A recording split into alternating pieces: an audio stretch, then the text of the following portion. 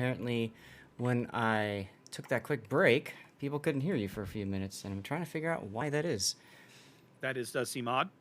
Yeah, because I definitely did not mute my, yeah, that's weird. Okay, so anyways, one line is bringing a Kremlin, Ohio, Des Moines, Nevsky, Napoli, Moskva, Shimakaze, Daring, and Ragnar. Opposing them from the south spawn of north, we have Star C. This is Star C? Star C. Star C. Star Constellation. Correct. They are fielding Ohio Conqueror, Des Moines, Minotaur, Napoli, Moskva, Daring Shimakaze, and Vampire Deuce. Now, Zath, is this a radar Minotaur? Nope. It is a smoke Minotaur. How interesting. I've got to get that mod fixed before tomorrow. How curious.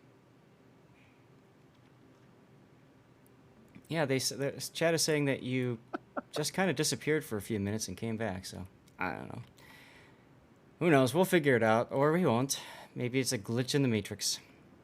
Yep. But anyways, regardless of that, we can see that Star is...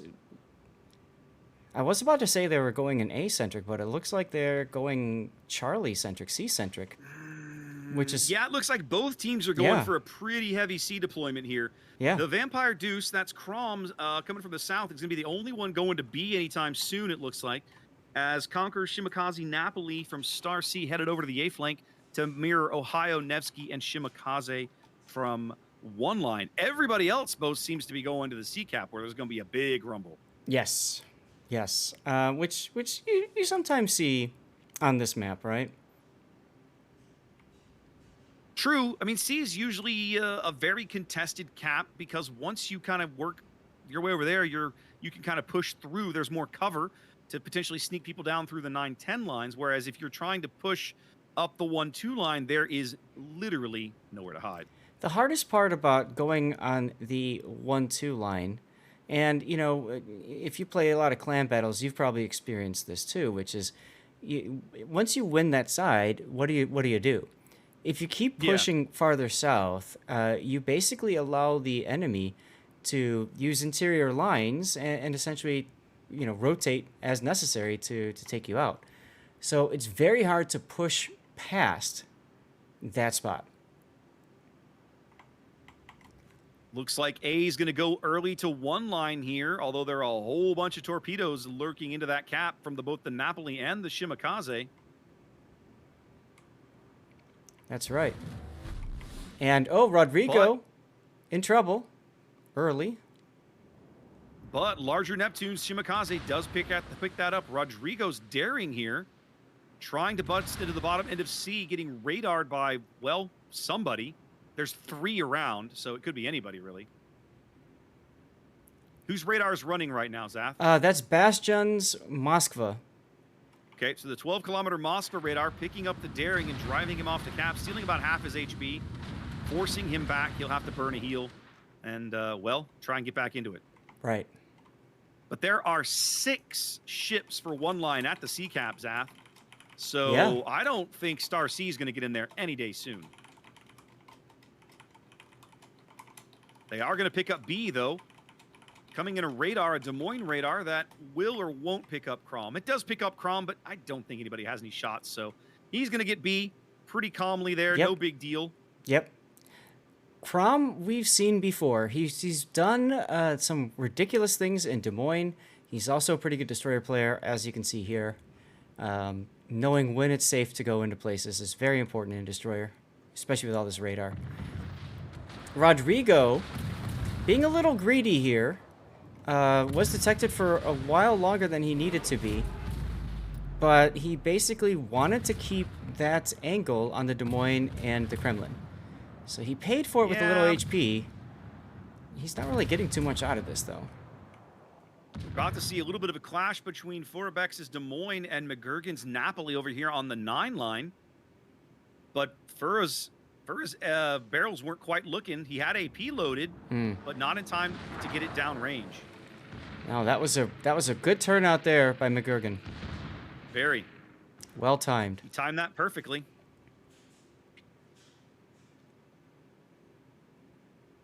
Dirty Tacos daring now into the top end of C as, who is this difference?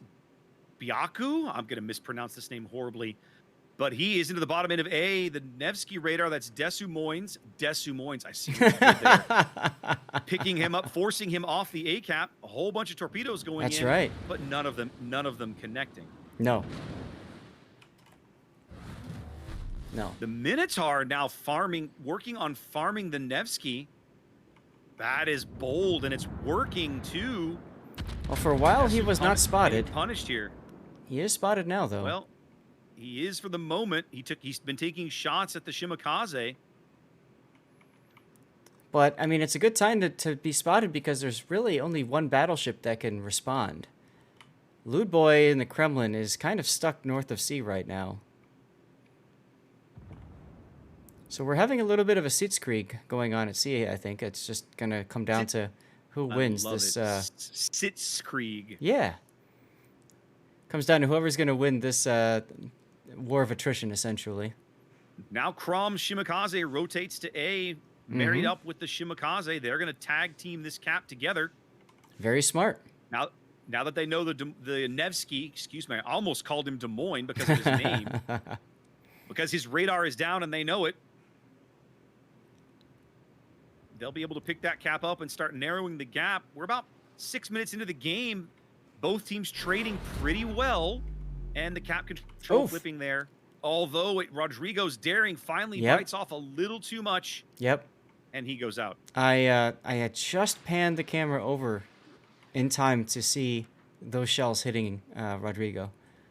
Felt like he'd been playing with fire, right? He took Yes. such a beating early, and then he continued to try to play games where he was up maybe a little too close. Smoke, fire, finally bit him, and he is out.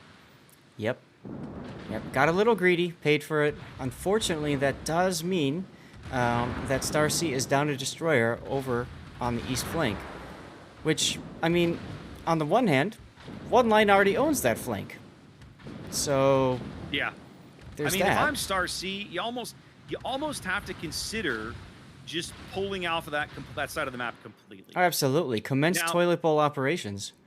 Right. Like you can't pull out completely and let him just walk right down the 7-8 line.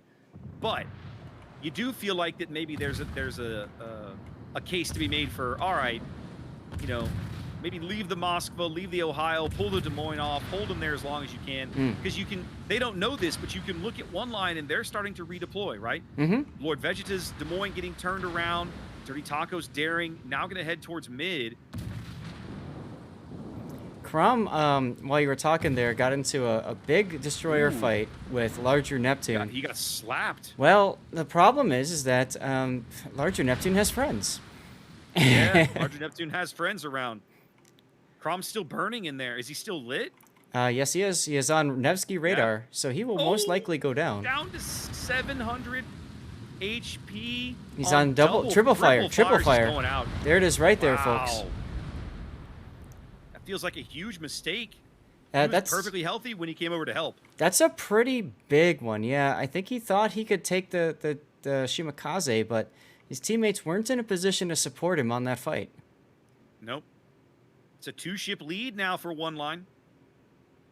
Down on caps, but up on firepower, and honestly, with what I consider to be a superior board position, it's going to be an uphill climb for Star C to get back into this game. Yeah, absolutely. I do like that one line has decided not to push, and instead is deciding to just, redeploy. There's no need. I mean, again, Shells this coming is in on something Conqueror. I see that. Oh, big hit from the Kremlin. Sorry to cut you off there, but wow. No, I saw him too. This is something that we more commonly see out of EU teams or teams, let's say teams later in the event, right? Very once much you so. have a lead, and of course one line here working about, what is this, about 170-ish point lead or so. There's no need to get aggressive. There's no need to cough up HP for board position when you're already ahead, as the Conqueror takes 2 of those Shimakaze torpedoes. Yeah, forces DCP, and his heel is down for another minute. Feels bad. More Kremlin shells coming in as he turns. Oh, Oh. so close. He's still alive, but it's a very narrow thing here. Fortunately for How is he him, trying to retreat? Conquer has very good concealment. He needs that right about now. Ohio shell's coming in as well. Falling astern. Oof. They miss. Yeah. Just barely. Just barely. Splish splash. It's not enough. Nope.